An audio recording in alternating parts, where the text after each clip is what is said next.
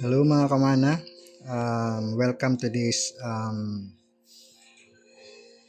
video. Sa video pong ito ituturo ko kung paano login sa inyong MT4 account, no? So, yeah. Ang gagawin nyo lang po ay punta kayo sa MT4 nyo. Ito po yung aking MT4. Tapos hanapin nyo po yung pindutin nyo po yung plus sign sa taas, upper right, katabi nitong tatlong tuldok. Yan.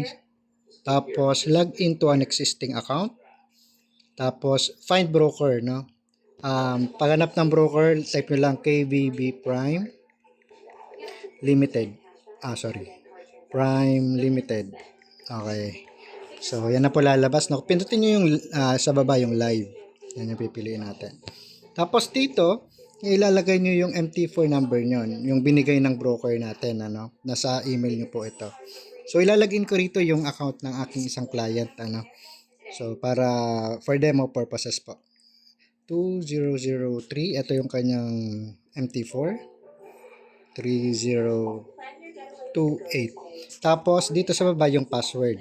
So, pass ko muna po So, yan po. Nailagay ko na yung password niya. So, click sign in. So, yan. Ayan na po. Account ni Sir Nick. So, yan. Nakapasok na po.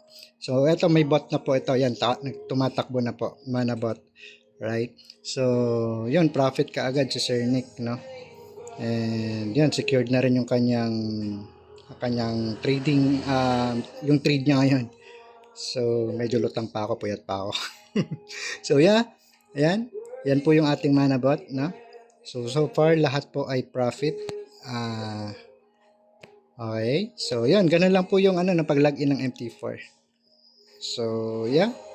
So, yan po. Sa mga gusto mag-subscribe ng Manabot, reach out nyo lang po kami sa aming Facebook page. Okay, maraming salamat. Happy trading sa lahat and God bless. Bye-bye.